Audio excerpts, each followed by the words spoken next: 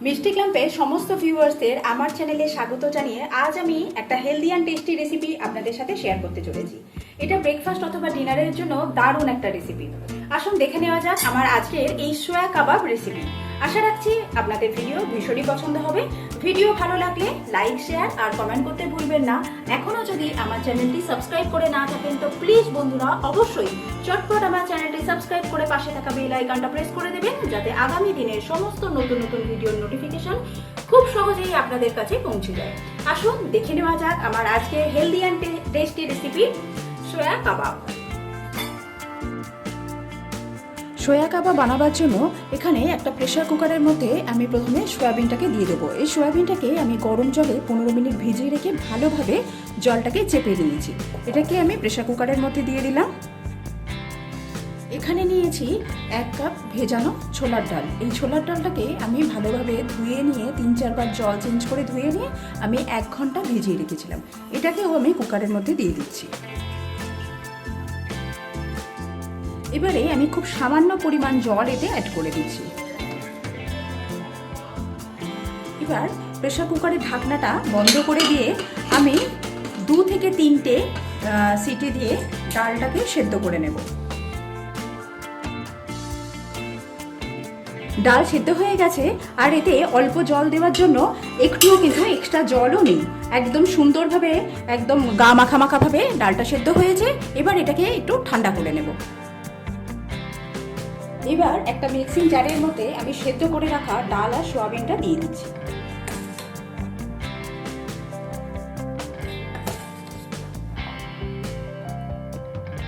এটা একবারে হবে না, দুবারে আমাদের পেস্ট বানিয়ে নিতে হবে। এতে কিন্তু কোনো রকম জল ব্যবহার করব না, একটা টাইট পেস্ট বানিয়ে নেব। দেখুন ঠিক এরকম একটা টাইট পেস্ট তৈরি করে নিতে হবে। এবার এর মধ্যে আমি বেশ কিছু উপকরণ মেশাবো। অ্যাড করে দিচ্ছি ফাইন চপ করে কেটে রাখা পেঁয়াজ। এবার কিছু কাঁচা লঙ্কা কুচি অ্যাড করে দেব।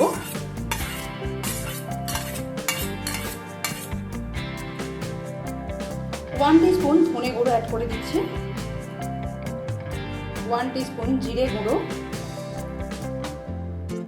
হাফ টিস্পুন দিচ্ছি গুঁড়ো লঙ্কা, আদা রসুনের পেস্ট দিচ্ছি 1 টিস্পুন, হাফ টিস্পুন দিয়ে দিলাম গরম মশলা, দিচ্ছি পরিমাণ মতো নুন, এখানে আমি 1 টিস্পুন দিয়ে দিলাম।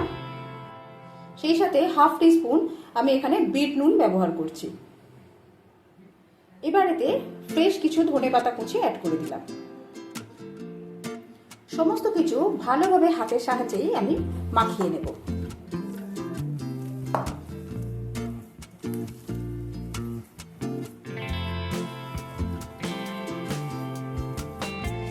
সমস্ত উপকরণ একসাথে খুব ভালোভাবে মাখানো হয়ে গেলে এগুলোকে এবার আমি একটা শেপ দিয়ে দেবো।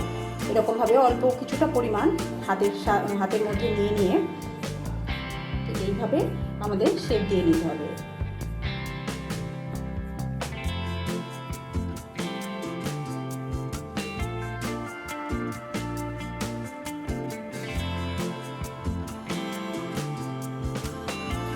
সমস্ত কাবাবগুলোর শেপ দেওয়া হয়ে গেলে এবার এগুলোকে ফ্রাই করে নেবার পালা। তার জন্য আমি এরকম একটা তাওয়া নিয়েছি। তাওয়ার মধ্যে আমি অয়েল এইভাবে ব্রাশ করে দেব।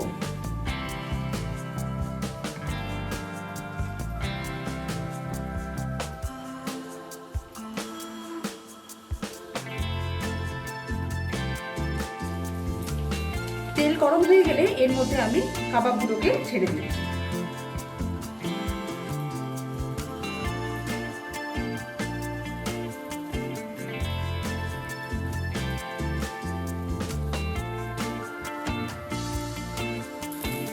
পিঠটা একটু হলে তারপর এটাকে আমি উল্টে দেব।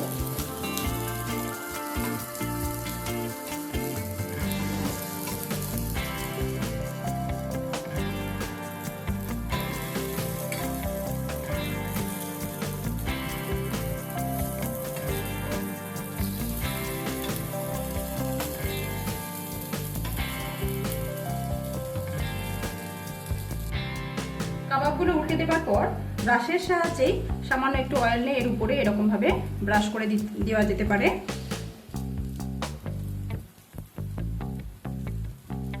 এইভাবে একদম লো ফ্লেমে এগুলোকে আমাদের রেডি করে নিতে হবে। সোয়া কাবাব একদম রেডি হয়ে গেছে, ঠিক এইভাবে আমাদেরকে ভেজে নিতে হবে। এবার এগুলোকে আমি তুলে নেব।